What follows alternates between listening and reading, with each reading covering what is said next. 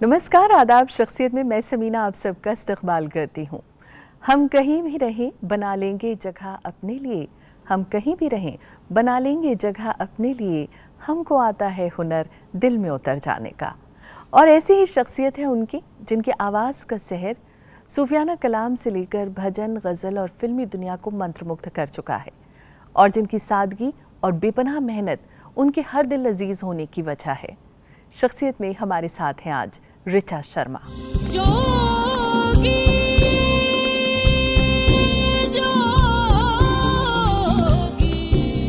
आज की भागदौड़ भरी जिंदगी में एक आवाज जो सुकून का एहसास दिला जाती है।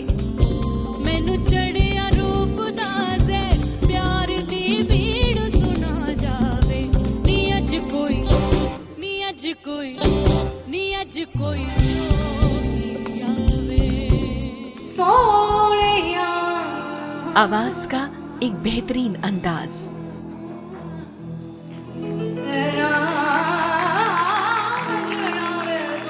बहुरूपी रंग जिसमें आमजिश है मौसीकी की।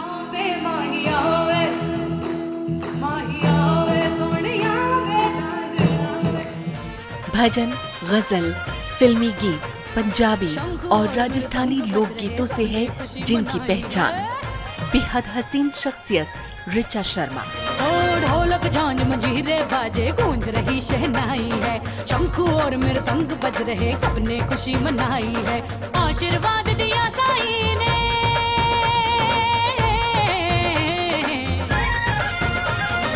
आशीर्वाद दिया साईं ने, जिसने लगन लगाई है, जिसने लगन लगाई है, जिसने लगन लगाई है। ओ बोल रही है सारी शिरडी जैसा ही जैसा ही है, जैसा ही जैसा ही है, जैसा ही जैसा ही है। ऋचा शर्मा जिनकी पैदाइश 29 अगस्त 1980 को हरियाणा के फरीदाबाद में हुई। पिता पुजारी थे, ऐसे में घर में संगीत का भक्तिमय वातावरण था। पिता पंडित दयाशंकर उपाध्याय और माता मनोरमा देवी के सानिध्य में संगीत के सफर की शुरुआत हुई। महज 8 साल की उम्र से ऋचा ने भजन गाना शुरू कर दिया, और उनके इस संगीतमय सफर में उनके भाई हमेशा साथ रहे। सन 1990 में बाज़ाब्ता भजन गायन से आगाज किया और फिर अपनी मखसूस अदायगी के जरिए ऋचा शर्मा की सुरीली आवाज लोगों का दिल मोह गई, और यूं गीत संगीत ही उनकी जिंदगी की मंजिल बन गई। फिर मुंबई जाना हुआ और मुंबई ने उनकी कद्र भी की। देखते ही देखते वो बॉलीवुड की दुनिया में भी छा गई। अब जान उठ जाए ये जहां छूट जाए, संग प्यार रहे मैं रहूं ना रहूं सजना। ऋचा शर्मा ने अपनी एक अलग पहचान बनाई और देखते ही देखते कामयाबियों और बुलंदियों को रफ्ता रफ्ता यूं ही पार करती चली गई।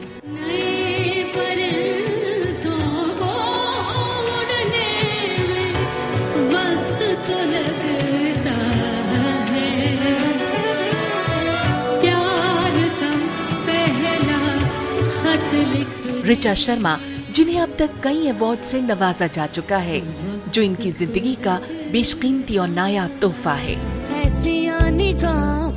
आज की तारीख में वो अपनी पुरखुलूस तबीयत की वजह से हर दिल अजीज शख्सियत हैं। तेरे दिल पहला पावे नाले डुब डुब जावे, दिल पहला पावे नाले डुब डुब जावे। मैं तो जान के सूली चढ़िया ऐसियां निगाहां तेरे नाम। बहुत बहुत स्वागत ऋचा शख्सियत में आपका। Thank you so much. वक्त निकाल ही लिया आपने शख्सियत के लिए। हाँ, मैं तो वेट कर रही थी कि आप कब वक्त निकालें मुझे बुलाने का। अरे नहीं, it's my pleasure, it's my pleasure. आप आई, बहुत बहुत शुक्रिया। शुरुआत आप ही के अपने बचपन से। ये ज़रूर जानना चाहेंगे कि जितनी सीधी सादी सी आप हैं, तो बचपन में भी इतनी सीधी सादी थी या शरारती थी? देखिए, ज़रूरी नहीं जो दिखता है वो वैसा होता है। मैं जैसी दिख रही हूँ ऐसी हूँ, लेकिन शरारती भी बहुत हूँ। और मैं इसीलिए अपने परिवार में भी काफ़ी फेमस पर्सनालिटी हूँ। ओके। बिकॉज मुझे बहुत जिंदा दिली, हमेशा खुश रहना, खुश करना, खुश रहने से भी ज़्यादा खुश करना बहुत पसंद है। अपने ही छोटी सी दुनिया में बहुत खुश थे। तो और इसका आज भी मतलब वैसे ये है कि माँ बाबा की आप बड़ी लाडली रहीं। जी हाँ, उनके पूरे बारे में परिवार ज़रूर की। बताइए कुछ। बहुत सिंपल, बहुत सिंपल, एकदम सादा जीवन, कोई दुनियादारी का शौक नहीं, बहुत ही साधारण जीवन। और मेरा भी वैसे ही रहा, क्योंकि मैं इस इंडस्ट्री में आई तो मैंने जैसा देश वैसा भेष अपनाया। तो पापा हमारे उसूलों के बहुत पक्के थे, और मम्मी हमारी कहते गौ, एकदम गाय। बहुत शांत, सीधी, ऊंची आवाज़ में बात भी नहीं करती थी। तो बहुत खूबसूरत मेरा बचपन रहा। मुझे ये बताइए ऋचा कि आपके फैमिली में तो संगीत की दुनिया में कोई रहा नहीं, लेकिन आप आई, आपने शुरुआत की होगी कहीं ना कहीं से तो यकीनन। जी। वो वाकया बताइए कि जब आपने सोचा या आपका शौक़ हुआ और आपको फैमिली से पूरा सपोर्ट मिला। मेरी शुरुआत ऐसे हुई समीना जी कि मैं एक ब्राह्मण फैमिली से बिलोंग करती हूँ, और मेरे पापा पुजारी थे। सुबह 4 बजे, 4:30 बजे, अगर हम रात को कोई परफॉर्मेंस करके नहीं आए, कोई कॉन्सर्ट करके नहीं आए हैं, तो जल्दी सो गए। तो समय से नींद भी खुल जाती थी, आवाज़ों से, वैसे नहीं। तो यही देखा है, उठते आँख खोलते यही देखा है कि मंदिर में वो पूजा कर रहे हैं, मम्मी भी पूजा की तैयारी कर रही हैं, घर में ये सब माहौल में पली बड़ी हूँ। तो एक समय होता था, एक उनकी पूजा ख़त्म होने के बाद आधा घंटा जिसमें पूरा परिवार बैठता था, तो सब मिल के गाते थे भजन वगैरह, या सुबह की प्रेयर्स होती थी। वो हाफ एन आवर का हम लोगों का एक चक्र था कि पूरी फैमिली को बैठना ही है। तो वो जो सुबह का माहौल संगीतमय हो जाता था, जो कि बहुत नेचुरल गाना होता था, कोई गायकी वाला नहीं।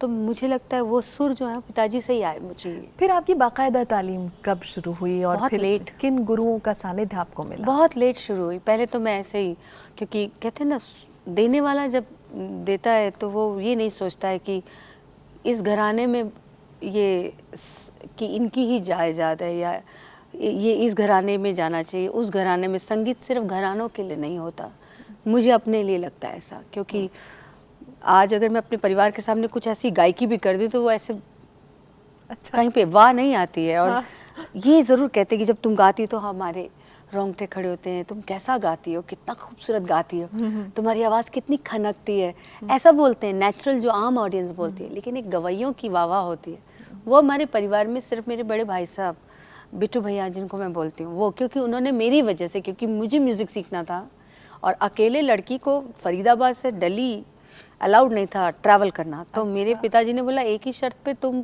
संगीत सीख सकती हो, कि बिट्टू भी साथ में तुम्हारे ज्वाइन करें। ओके।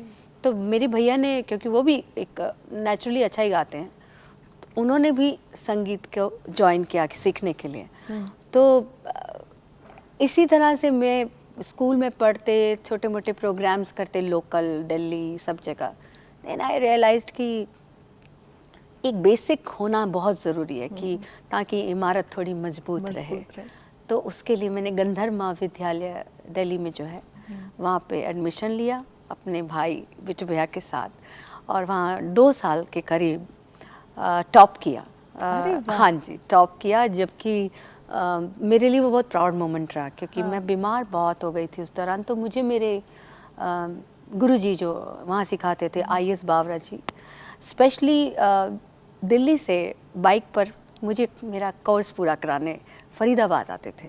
तो इस तरह से फिर आप आगे बढ़ने का सफ़र जो रहा। हाँ, एक वो शुरुआती जो आपको ज्ञान होता है ना संगीत का, थोड़ा बहुत, ताकि सुर की समझ कहाँ फ्लैट हो रहे, कहाँ सुर नहीं लग रहा, कहाँ थोड़ा कम पड़ रहा है, उसकी। लेकिन अगर मुझे बोला जाए कि किसी के साथ बैठा दिया जाए, उसकी बातचीत की जाए, तो मैं बहुत अज्ञानी हूँ। कुछ नहीं आता मुझे, बस म्यूज़िक आता है जितना भी आता है। तो फिर एक सूफी का एक रंग हम सुनेंगे आपसे। कोई कह रहा कि महल बनवाऊंगा मैं, और कोई कह रहा कि शहंशाह बन जाऊंगा मैं। पर कोई न जाने इस जीवन की क्या औकात है। अरे 4 दिन की चांदनी और फिर अंधेरी रात है।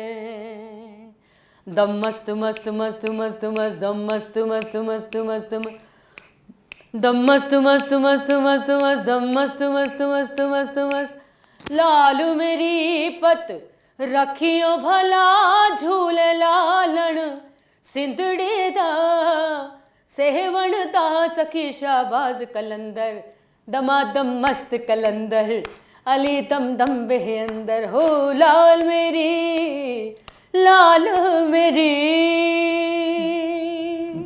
ब्यूटीफुल।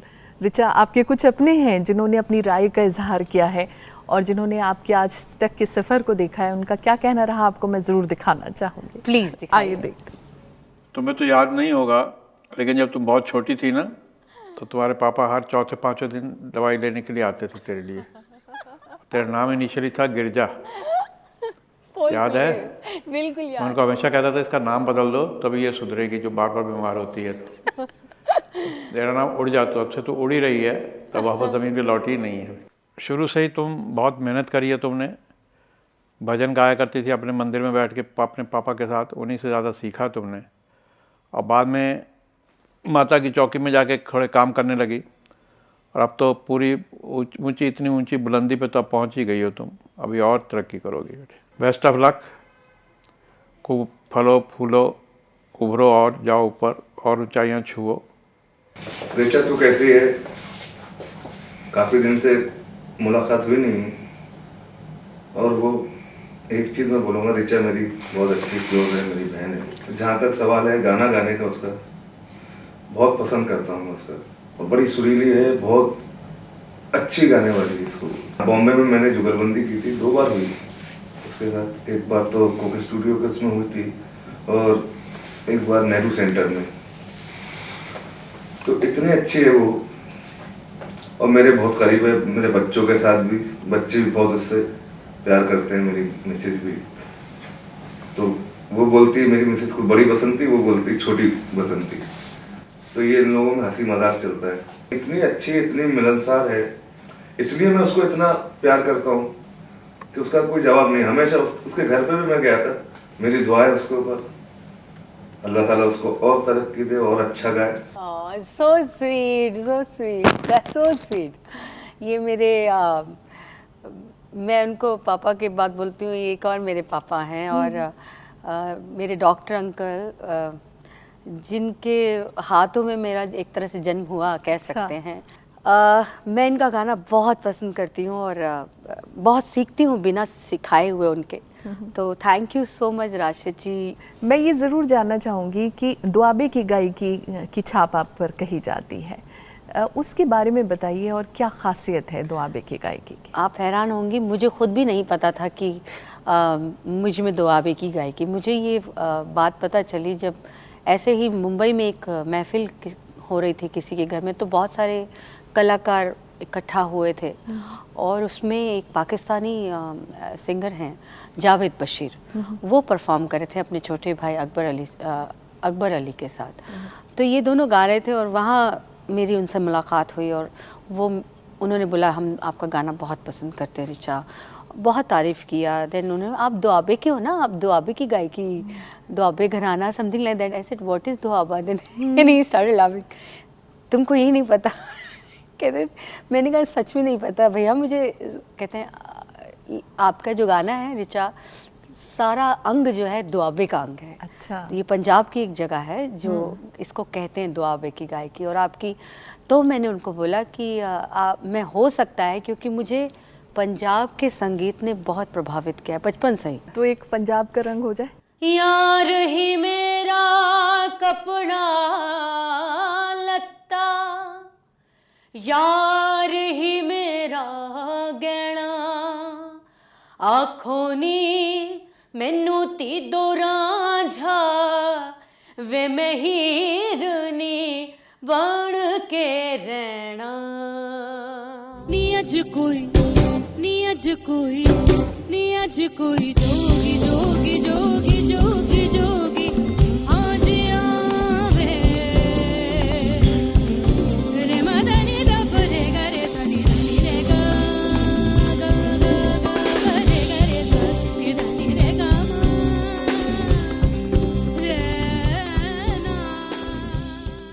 बहुत ही खूबसूरत, बिल्कुल मिट्टी से जुड़ा रंग। Thank you. बातचीत का सिलसिला हम आपसे जारी रखेंगे। रिचा, ले रहे हैं हम एक छोटा सा ब्रेक, हाजिर होते हैं बस थोड़ी देर में। आप देखते रहिए शख्सियत।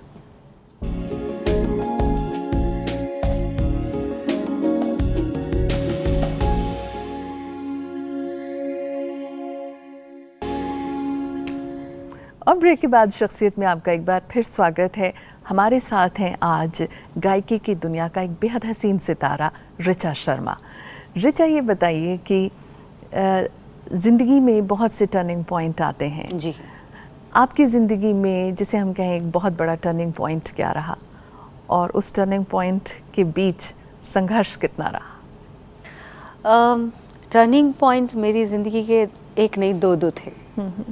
जब मैं मुंबई फर्स्ट टाइम गई थी तो स्ट्रगल तो चल ही रहा था। आई थिंक मैं उसके लिए मेंटली प्रिपेयर थी। लेकिन जब फर्स्ट टाइम मैंने परफॉर्म किया, वहाँ पे एक डिवोशनल प्रोग्राम था मेरा, तो वहाँ पे सावन कुमार टाक उनके घर पे था। उन्होंने सुना और वहीं पे अनाउंसमेंट कर दिया। वहाँ पे काफ़ी बड़ी जैसा कि शख्सियत में हम बैठे, शख्सियत बैठी हुई थी। आशा जी थी, रविंद्र जैन, लक्ष्मीकांत प्यारेलाल, ऐसे बहुत सारे, आदेश श्रीवास्तव, उदित नारायण। उस वक्त ये लोग ऐसे सामने बैठ के मुझे लाइव सुन रहे थे। मैं परफॉर्म कर रही थी सामने बैठ के। और वहाँ पे उन्होंने अनाउंसमेंट किया कि अपनी फिल्म में मैं आपको जब भी बनाऊंगा आपको गाना मेरी तरफ से, मैं चाहता हूँ आपकी आवाज़, क्योंकि उनको ये थोड़ी अलग आवाज़ लगी। और ऐसा उन्होंने किया भी। और 96 में मेरा वो पहला गाना टर्निंग पॉइंट अगर आप कहें तो रिलीज़ हुआ। और फिल्म थी सलमा पे दिल आ गया। म्यूज़िक आदेश श्रीवास्तव जी का था। और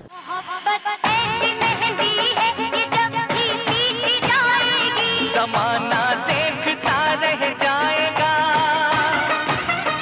ज़माना देखता रह जाएगा, ये रंग लाएगी। देन 97 में मुझे 95 से 97 में मुझे 2 साल बाद सुखविंदर सिंह जी ने इंट्रोड्यूस कराया सुभाष घई साहब और रहमान सर से। बहुत इंटरेस्टिंग रहा।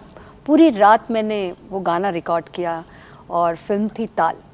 नी मैं समझ गई इस गढ़ दी रामज में समझ गई। नी मैं समझ गई इस गढ़ दी रामज में समझ गई। यहाँ से आपको लगा कि ये जो आप गाना चाहती थी वो आपको ये मिला। फाइनली मिला। और बहुत लोगों ने अप्रिसिएट किया, बहुत ज़्यादा पसंद किया लोगों ने। कहते ना, इच्छा कभी ख़त्म नहीं होती। ये मिल गया तो अभी कुछ और चाहिए। और मैं तो आपको बता चुकी बचपन से ही मुझे ये चाहिए वो चाहिए और मिलता रहा। तो अभी बहुत सूफी हो गया था। तो अगर आप इस इंडस्ट्री में, इस देश में हैं, बॉलीवुड देश में, मैं तो उसको देश कहती हूँ एक छोटा सा, तो फिर आपको उस देश में रहना अच्छा लगता है, उस हिसाब से जीना अच्छा लगता है। तो मैं कुछ और गाना चाहती थी। तो सडनली मुझे एक दिन रहमान सर का कॉल आया, बोले कि can you meet me? I said yes I can. He was in Bombay that time. जिस दिन उनका कॉल आया, मॉर्निंग में मैं उनसे मिली और उन्होंने वो बॉम्बे में जिधर रह रहे थे वहाँ बुलाया, कैन यू सिंग ठुमरी? ऐसे अंदर मेरे एक ख्याल तो आया कि कैन आई से देना या I'll see, देखा जाएगा। मैंने सुना तो है, गाया नहीं तो क्या हुआ। Then he said, okay, come tonight to this studio, 4D studio है वर्ली में। मैंने कहा tonight I can come later like 12:30 or 1 o'clock.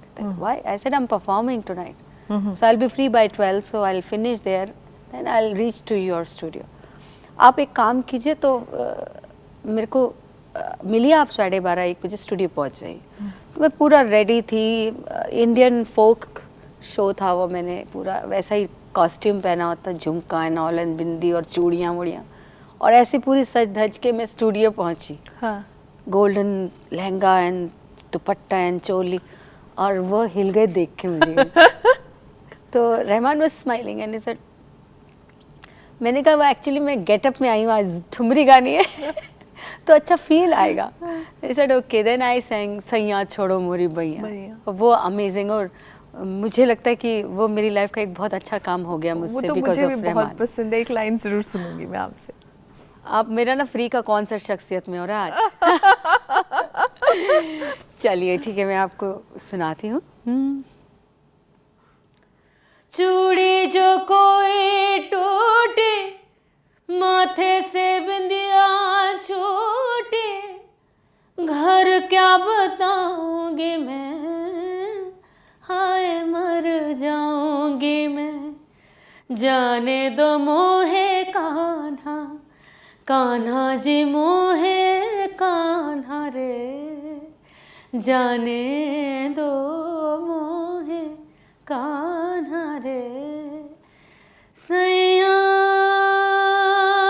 मोरे सैया, छोड़ो मोरी बैया, सैया मोरे सैया, सैया छोड़ो मोरे बैया, सैया। देखो देखो देख रही है सारी गुइया, सैया। ब्यूटीफुल। रिचा, आपके कुछ और अपने हैं जिन्होंने अपनी राय का इजहार किया है, आपको जरूर दिखाएंगे उनका क्या कहना है। आइए देखिए। साई राम रिचा, आज बहुत खुशी हो रही है तुम्हें इस जगह पे देखते हुए। बस इतना ही कहेंगे कि पहले बिट्टू थे और आज तुम्हारी वजह से बिट्टू भैया कहलाने लग गए। और हमें गर्व होता है इस बात का कि तुम हमारी बहन हो, और हम आगे भी चाहेंगे कि इसी रूप में जितने जन्म हो तुम्हारी जैसी बहन ही हमें मिले। आज भी वो दिन याद करते हैं जब हम दोनों छोटे थे, हम दोनों साथ साथ जाया करते थे, हर प्रोग्रामों में हम दोनों आपस में ही रहा करते थे। और आज जब देखते हैं कि फिल्मी दुनिया में हम तुम्हें देखते हैं तो हमें बहुत अच्छा लगता है। जितने भी रिक्त स्थान थे वो तुमने ही भर दिए हैं, और तुमने हमें जो खुशी दी, हमारे परिवार को, अपने परिवार को, हम लोगों के परिवार को जो खुशी मिली है, उसका तो जिक्र जितना करें उतना ही कम मिलेगा। आंखें नम हो गई ना आपकी भी। बहुत प्यारे भाई। नहीं, आई थिंक अकेले ही हैं वो। ऐसा धरती पे दूसरा इंसान जन्म न लिया है न लेगा, अगर लेगा तो मेरे लिए लेगा। बहुत बचपन से उन्होंने ही संभाला मुझे, हमेशा, अभी तक संभाल रहे हैं। मैं उनकी लल्ली हूँ एक्चुअली, तो उनको लल्ली को कोई कुछ ना कहे। चलिए, मैं ये ज़रूर जानना चाहूँगी कि कोई एक गीत जो आपको बेहद पसंद रहा हो, वो ज़रूर गुनगुनाइए चलते चलते। मेरी मूवी से ही मैं आपको सुनाती हूँ। खाकी फिल्म का गाना है। मेरे मौला करम हो करम, मेरे मौला करम हो करम, तुमसे फरियाद करते हैं हम, तुमसे फरियाद करते हैं हम, मेरे मौला करम हो करम, बेकसों को सहारा मिले, डूबतों को किनारा मिले, सर से तूफान पल में टले, जो तेरा एक इशारा मिले, तू करे जो मेहरबानियाँ, दूर हो जाए हर एक गम, मेरे मौला करम हो करम। ये गाना जब मैंने सुना था ना, तो एक जैसे ना दिल में एक दर्द आ जाता है, और आपकी आवाज़ भी माशाल्लाह बेहद हसीन है। रिचा, हमारी नेक ख्वाहिशात और हमारी बेस्ट विशेज़ आपके साथ हमेशा है। Thank you so much. आने के लिए बहुत बहुत थैंक यू शुक्रिया। Everyone, all the team of शख्सियत, थैंक यू। तो शख्सियत में आज फ़िलहाल इतना ही। एक और ख़ूबसूरत सितारे के साथ आपसे होगी जल्द मुलाकात। इजाज़त दीजिए, नमस्कार, आदाब।